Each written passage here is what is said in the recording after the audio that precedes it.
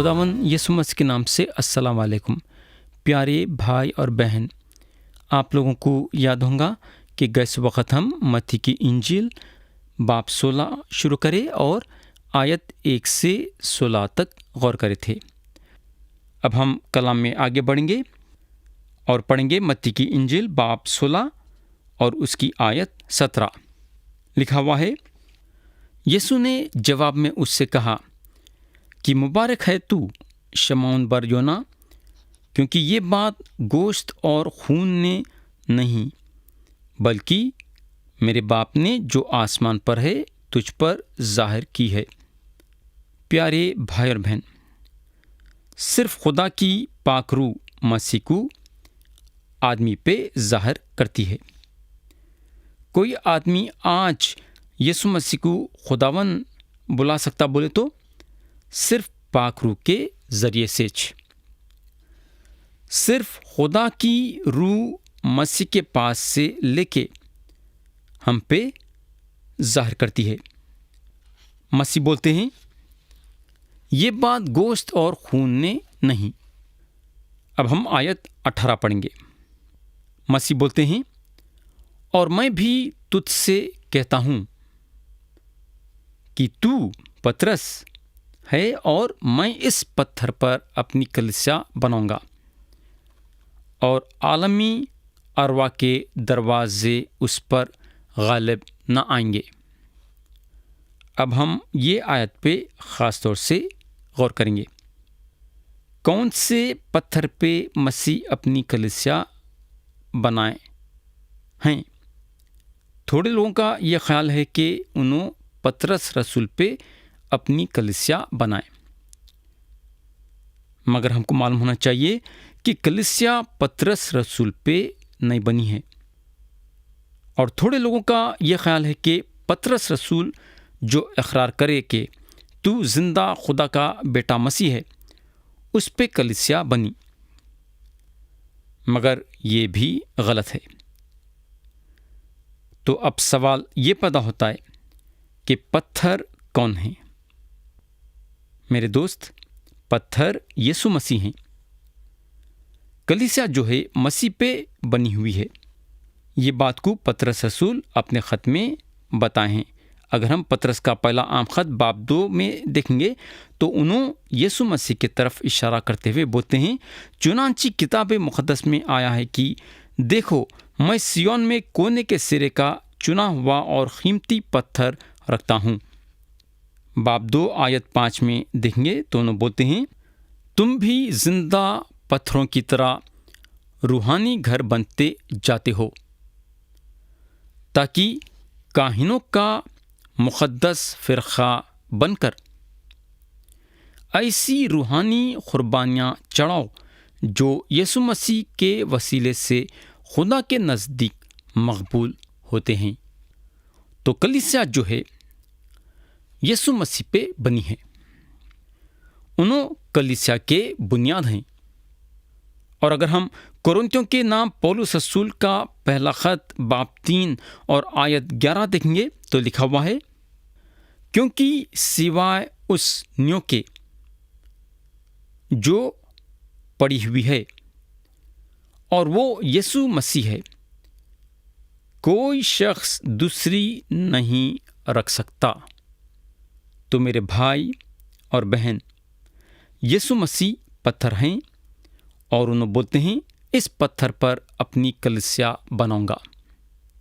جب مسیح یہ بات بولے تو کلیسیا مسیح کے دنوں میں قائم نہیں ہوئی، اور ہم یہ بھی نہیں بول سکتے کہ پرانا عہد نامہ میں کلیسیا تھی، کیونکہ کلیسیا جو ہے مسیح کے مرنے کے بعد تیسرے دن مردوں میں سے جی اٹھنے کے بعد، آسمان میں خدا باپ کے دہنی طرف بیٹھنے کے بعد اور پاک روح کو بھیجنے کے بعد قائم ہوئی۔ تو جو ہے مسیح جب یہ بولے کہ اس پتھر پر اپنی کلیسیا بناؤں گا، تو انہوں آنے والے دنوں کے بارے میں بات کر رہے تھے کہ آگے چل کے کلیسیا قائم ہوئیں گی۔ اور مسیح یہ بھی بولتے ہیں کہ عالمی ارواح کے دروازے اس پر غالب نہ آئیں گے۔ ہم کو معلوم ہونا چاہیے کہ عالمی ارواح کے دروازے موت کے دروازے ہیں، اور مسیح بولتے ہیں اس کلیسیا پہ، یعنی کہ جو کلیسیا انہوں بتائیں گے یعنی کہ بنائیں گے، عالمی ارواح کے دروازے اس پر غالب نہیں آئیں گے۔ میرے دوست، ایک دن مسیح واپس آنے والے ہیں، یہ پکی بات ہے۔ بڑی آواز کے ساتھ آسمان سے اتریں گے، اور وہ آواز مخرب فرشتے کی آواز رہیں گی، اور خدا کا نرسنگا پھونکا جائے گا، کیونکہ مسیح میں جو مرے ہیں وہ اٹھائے جائیں گے۔ تو بولنے کا مطلب یہ ہے کہ عالمی ارواح کے دروازے یہ مسیح کی کلیسیا پہ غالب نہیں آئیں گے۔ آیت 19 میں مسیح بولتے ہیں، میں آسمان کی بادشاہت کی کنجیاں تجھے دوں گا، اور جو کچھ تو زمین پر باندھے گا وہ آسمان پر باندھے گا، اور جو کچھ تو زمین پر کھولے گا وہ آسمان پر کھلے گا۔ اب سوال یہ پیدا ہوتا ہے، یہ آسمان کے بادشاہت کے کنجیاں کیا ہیں؟ کیا آپ سمجھتے کہ یہ کنجیاں جو ہیں مسیح صرف پطرس رسول کو دیے؟ ہم کو معلوم ہونا چاہیے کہ مسیح یہ کنجی ہر وہ آدمی اور عورت کو دیتے ہیں جو خدا کے سامنے اپنے گناہوں کا اقرار کر کے یسوع مسیح پہ ایمان لاتے ہیں اور ان کو اپنا مسیحا مانتے ہیں۔ اگر آپ خدا کے فرزند ہیں تو آپ کے پاس، میرے بھائی اور بہن، یہ کنجی ہے۔ ہر مسیح بھائی اور بہن کے پاس خدا کا کلام ہے اور کنجی ہے۔ اگر ہم خدا کے کلام کو بانٹنے سے روکیں گے یا خدا کا کلام کسی کے ساتھ بانٹیں گے نہیں، تو ہم زمین کو بند کر دیے ہیں، اور اگر ہم خدا کا کلام بانٹیں گے تو ہم زمین کو کھول دیے ویسا ہے۔ تو پیارے بھائی اور بہن، آج ہماری یہ ذمہ داری ہے کہ ہم جو ہے لوگوں کے سامنے خدا کے کلام کو بانٹنا، کیونکہ یہ ایک ہی چیز ہے جو آدمی کو بچا سکتی ہے، اس کو روحانی موت سے جو ہے روک سکتی ہے۔ آیت 20 میں ہم پڑھتے ہیں، اس وقت اس نے شاگردوں کو حکم دیا کہ کسی کو نہ بتانا کہ یہ مسیح ہے۔ یسوع مسیح یہ حکم اس لیے دیے کیونکہ مسیح کے بارے میں یہ جان لینا کہ انہوں کون ہیں، ہم نجات نہیں پا سکتے۔ نجات پانا چاہتے ہیں تو میرے دوست، آپ کو یہ جاننا ضروری ہے کہ انہوں کون ہیں، اور ان کو جاننے کے ساتھ ساتھ ان پہ کیا کرنا ہے؟ ایمان لانا ضروری ہے۔ ہمارے کو نجات اس وقت ملتی ہے جب ہم ان کو جانیں گے اور ان کو اپنا منجی مانیں گے، اور ان کو ہمارے دل میں ایک منجی کی حیثیت سے قبول کریں گے۔ تو یہ ہوگا۔ اب ہم باب 16 کے چوتھے اور آخری حصے پہ آئیں گے، اور وہ ہے یسوع مسیح اپنے موت اور اپنے مردوں میں سے جی اٹھنے کے بارے میں اقرار کرتے ہیں۔ یہ پہلی مرتبہ مسیح اپنے موت اور اپنے مردوں میں سے جی اٹھنے کے بارے میں اپنے شاگردوں پہ ظاہر کرتے ہیں۔ بولنے کا مطلب یہ ہے کہ ان کے شاگرداں کافی وقت سے ان کے ساتھ تھے، مگر کیوں اتنے وقت کے بعد انہوں اپنے شاگردوں کے سامنے اقرار کرے ہیں؟ یہ اس لیے کیونکہ ان کے شاگرداں شاید اس کے لیے تیار نہیں تھے ہوں گے۔ انہوں 5 مرتبہ اپنے شاگردوں کے سامنے دہرائے کہ انہوں یروشلم کو جا رہے ہیں دکھ اٹھانے کے لیے۔ یہ بات کا ثبوت ہم لوگ کو باب 17 اور اس کی آیت 12، باب 17 اور اس کی آیت 22 اور 23، باب 20 اور اس کی آیت 18 اور 19، اور باب 20 اور اس کی آیت 28 میں ملے گا۔ اتنا بولنے کے باوجود میرے بھائی اور بہن ان کے شاگرداں یہ بات کو نہیں سمجھے، مگر جب مسیح مرنے کے بعد تیسرے دن مردوں میں سے جی اٹھے تو اس وقت مسیح کے یہ بات کو سمجھ سکے۔ آیت 21 میں لکھا ہوا ہے، اس وقت سے یسوع اپنے شاگردوں پر ظاہر کرنے لگا کہ مجھے ضرور ہے کہ یروشلم کو جاؤں اور بزرگوں اور سردار کاہنوں اور فقیوں کی طرف سے بہت دکھ اٹھاؤں اور قتل کیا جاؤں اور تیسرے دن جی اٹھوں۔ تو میرے بھائی اور بہن، یسوع مسیح آپ کے لیے اور میرے لیے یہ کام کرے، اور یہ خوشخبری ہے کہ خدا کے کلام کے مطابق مسیح ہمارے گناہ کے معافی کے لیے صلیب پہ اپنی جان دیے اور گاڑے گئے اور تیسرے دن مردوں میں سے جی اٹھے۔ آپ یہ جاننا ضروری ہے کہ انہوں کون ہیں۔ آپ کو یہ بھی جاننا ضروری ہے کہ انہوں آپ کے لیے کیا کرے۔ اگر آپ یہ دو چیزیں جانیں گے اور اس کے بعد ایمان کے ساتھ یقین کریں گے اور ان کو اپنا منجی قبول کریں گے تو آپ کے سارے گناہ معاف ہوں گے اور آپ کو کیا ملیں گی؟ روحانی زندگی ملیں گی۔ اب ہم دیکھیں گے کہ جب مسیح اپنے مرنے اور تیسرے دن مردوں میں سے جی اٹھنے کے بارے میں بات کرے تو پطرس کیا کرے؟ ہم آیت 22 پڑھیں گے۔ یہاں لکھا ہوا ہے، اس پر پطرس اس کو الگ لے جا کر اس سے ملامت کرنے لگا کہ اے خداوند، خدا نہ کرے یہ تجھ پر ہرگز نہیں ہونے کا۔ تو یہاں پطرس کیا کرے؟ انہوں بولے آپ مسیحا ہیں، آپ خدا کے بیٹے ہیں۔ یہ سارے باتیں انہوں بول چکے تھے۔ آپ نہیں جانا ہے، آپ صلیب پہ اپنی جان دینا نہیں ہے، یہ بھی بولے۔ تو میرے بھائی، صلیب کی بات مسیح کے شاگردوں کے دماغ میں نہیں تھی۔ آپ خود اپنے سے یہ بات غور کر سکتے کہ مسیح کے شاگرداں صلیب سے بہت بالکل دور تھے۔ ان لوگ چاہتے تھے کہ مسیح ہمیشہ ان لوگوں کے ساتھ رہنا۔ ان لوگوں کے دل و دماغ میں بس یہ بات تھی، مگر ان لوگوں کے دماغ میں یہ بات نہیں آئی کہ مسیح اپنی جان دینے کے لیے یہ دنیا میں آئے ہیں۔ کیا کرنے کے لیے؟ اپنی جان دینے کے لیے۔ اب ہم دیکھیں گے کہ پطرس جب مسیح کو ملامت کرے تو مسیح کیا کرے۔ آیت 23 پڑھیں گے، لکھا ہوا ہے، اس نے پھر کر پطرس سے کہا، اے شیطان، میرے سامنے سے دور ہو، تو میرے لیے ٹھوکر کا باعث ہے، کیونکہ تو خدا کی باتوں کا نہیں بلکہ آدمیوں کی باتوں کا خیال رکھتا ہے۔ میرے دوست، یہ ایک شیطانی بات ہے۔ اگر کوئی بھی یسوع مسیح کی خوشخبری کا انکار کرتا ہے تو کیسی بات ہے؟ یہ شیطانی بات۔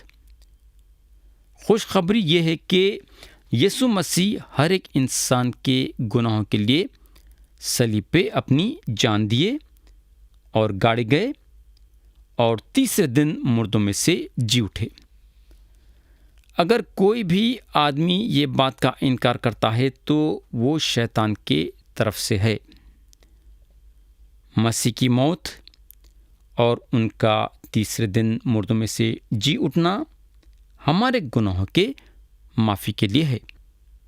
اس کے ذریعے سے ہم نجات پاتے ہیں، مگر شرط یہ ہے کہ ہم خدا کے سامنے اپنے گناہوں کا اقرار کر کے یسوع مسیح پہ ایمان لانا۔ شرط تو یہ ہے میرے دوست، مسیح کی موت اور ان کے تیسرے دن مردوں میں سے جی اٹھنے کے ذریعے سے ہم کو نجات ہے۔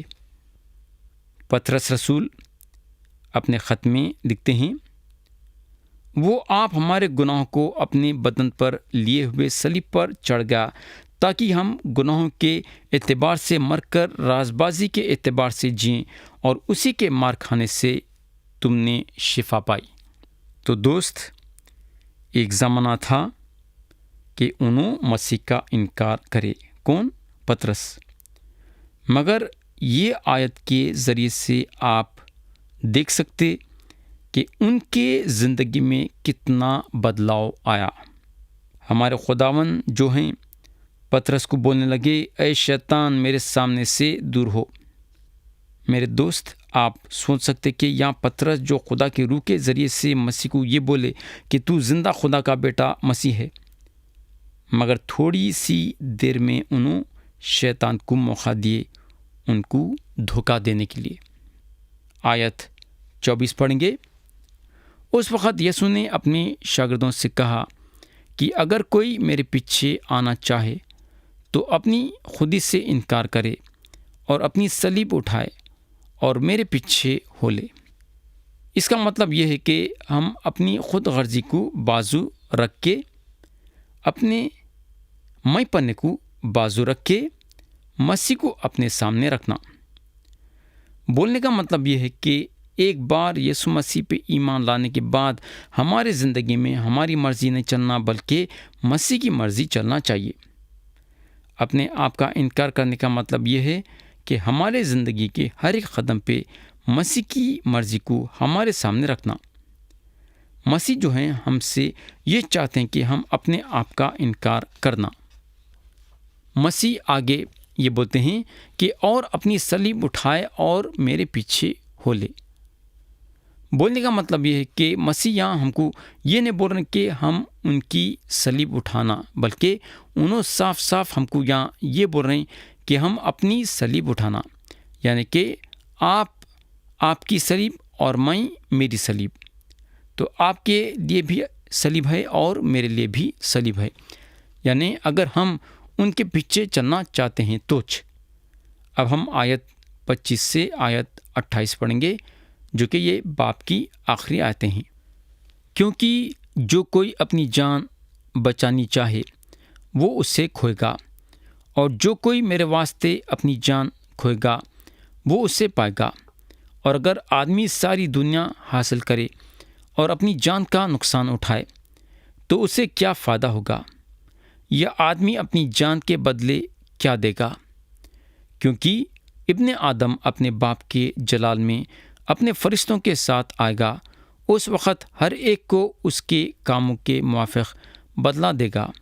میں تم سے سچ کہتا ہوں کہ جو یہاں کھڑے ہیں ان میں سے بعض ایسے ہیں کہ جب تک ابن آدم کو اس کی بادشاہت میں آتے ہوئے نہ دیکھ لیں گے، موت کا مزہ ہرگز نہ چکھیں گے۔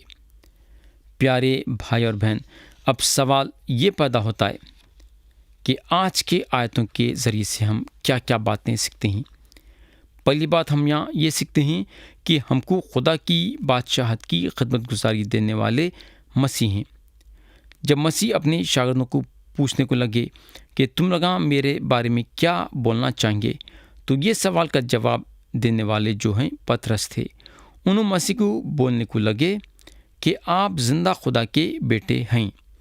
جب مسیح کو پطرس کے طرف سے یہ جواب ملا تو انہوں پطرس کو بولنے کو لگے کہ یہ بات میرے باپ نے تیرے پہ ظاہر کرا، اور اس کے بعد انہوں بولنے لگے کہ تو پطرس ہے اور میں یہ پتھر پہ اپنی کلیسیا بناؤں گا، اور عالمی ارواح کے دروازے اس پر غالب نہیں آئیں گے۔ اس کے بعد مسیح پطرس کے ساتھ خدمت گزاری کے بارے میں بات کرے۔ انہوں پطرس کو بولنے کو لگے کہ میں آسمان کے بادشاہت کی کنجیاں تجھے دوں گا۔ میرے دوست، اگر ہم پطرس کے زندگی پہ غور کریں گے تو انہوں مسیح کے لیے ایک بہت بڑی خدمت گزاری کرے۔ اگر ہم اعمال کی کتاب میں دیکھیں گے تو انہوں جگہ جگہوں پہ جا کے مسیح کی منادی کرے۔ ان کے ہاتھ میں خدا کے بادشاہت کے کنجیاں تھے اور انہوں کئیوں کو خدا کے بادشاہت میں داخل کرائے۔